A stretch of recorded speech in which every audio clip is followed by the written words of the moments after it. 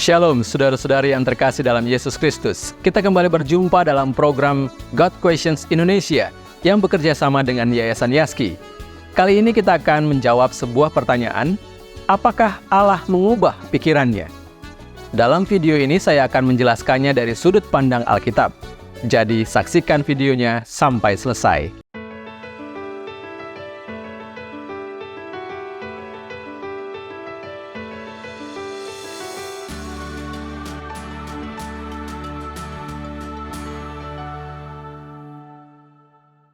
Melalui Maleakhi 3 ayat 6, Allah menyatakan bahwasanya Aku, Tuhan, tidak berubah, dan kamu, Bani Yakub, tidak akan lenyap.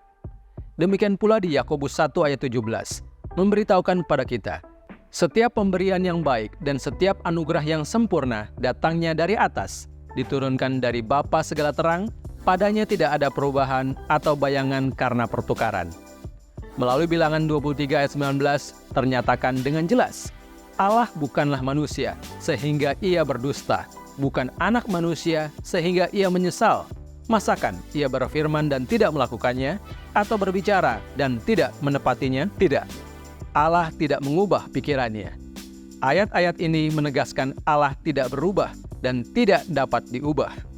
Namun, fakta ini nampaknya bertolak belakang dengan apa yang dinyatakan di ayat-ayat lain, seperti misalnya Kejadian 6 ayat 6. Maka menyesallah Tuhan bahwa ia telah menjadikan manusia di bumi dan hal itu memilukan hatinya. Demikian pula di Yunus 3 ayat 10 yang mengatakan, ketika Allah melihat perbuatan mereka itu, yakni bagaimana mereka berbalik dari tingkah lakunya yang jahat, maka menyesallah Allah karena malapetaka yang telah dirancangkannya terhadap mereka dan ia pun tidak jadi melakukannya. Begitu juga di Keluaran 32 ayat 14 yang menyatakan, dan menyesallah Tuhan karena malapetaka yang dirancangkannya atas umatnya. Ayat-ayat ini berbicara mengenai Allah menyesali sesuatu, dan sepertinya bertolak belakang dengan ayat-ayat yang mengatakan bahwa Allah tidak berubah. Namun demikian, analisa lebih dalam dari ayat-ayat ini mengungkapkan bahwa ini bukanlah bagian yang bisa dipakai untuk menunjukkan Allah dapat berubah. Dalam bahasa aslinya, kata menyesal diterjemahkan dari ungkapan bahasa Ibrani yang berarti berbelas kasihan. Merasa kasihan untuk sesuatu, bukan berarti ada perubahan yang terjadi. Konteksnya lebih mengenai kesedihan atas sesuatu yang telah terjadi. Pertimbangkan Kejadian 6 ayat 6 yang menyatakan,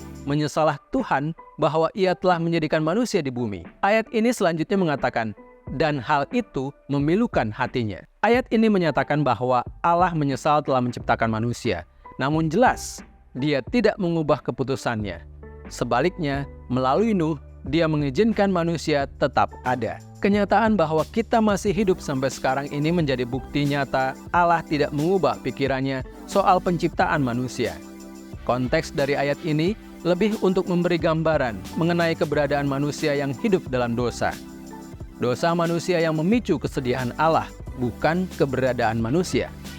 Pertimbangkan apa yang dikatakan di Yunus 3 ayat 10. Maka menyesallah Allah karena malapetaka yang telah dirancangkannya terhadap mereka, dan ia pun tidak jadi melakukannya. Kata menyesal di sini adalah kata yang sama dalam bahasa Ibrani yang berarti berbelas kasihan. Mengapa Allah berbelas kasihan kepada orang-orang Niniwe? Karena mereka bertobat. Sebagai hasilnya, mereka berubah dari tidak taat kepada ketaatan. Allah sama sekali konsisten.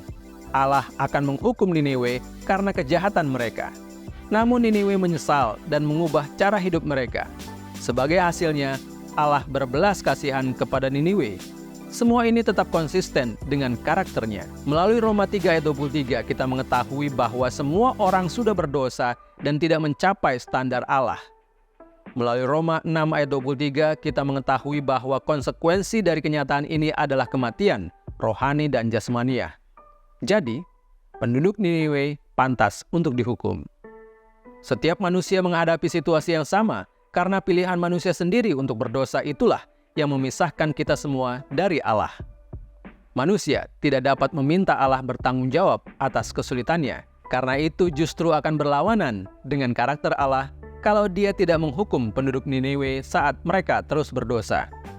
Namun, orang-orang Niniwe berbalik menjadi taat, dan karena itu Allah memilih untuk tidak menghukum mereka sebagaimana yang semula direncanakannya. Apakah perubahan sikap orang Niniwe mewajibkan Allah tetap melakukan apa yang direncanakannya? Sama sekali tidak.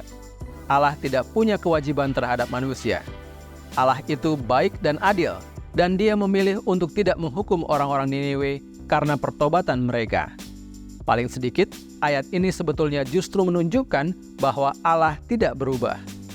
Jika Allah tidak menyelamatkan orang-orang Niniwe yang bertobat, hal ini justru bertentangan dengan karakter Allah. Ayat-ayat Alkitabnya menggambarkan Allah sepertinya mengubah pikirannya, sebenarnya hanyalah merupakan upaya manusia untuk memahami tindakan Allah.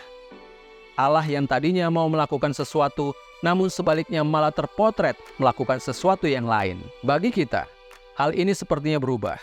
Namun bagi Allah yang Maha Kuasa dan berdaulat, itu bukanlah perubahan. Allah justru tahu apa yang Dia perlu lakukan.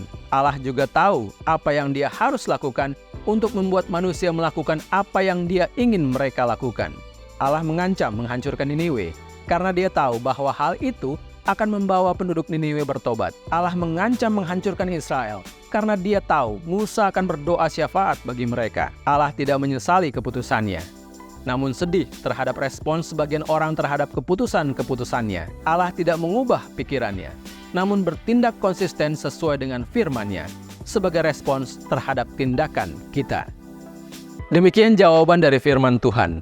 Kiranya Anda dapat terberkati dengan apa yang sudah saya sampaikan. Silahkan Anda kunjungi website di www.godquestions.org/Indonesia untuk mendapatkan lebih banyak lagi berkat hikmat dan pengajaran tentang iman Kristen. Jangan lupa untuk subscribe channel ini dan share agar lebih banyak orang mendapatkan kebenaran firman Tuhan. Jika Anda ada pertanyaan, silakan sampaikan di kolom komentar di bawah ini. Tuhan Yesus memberkati.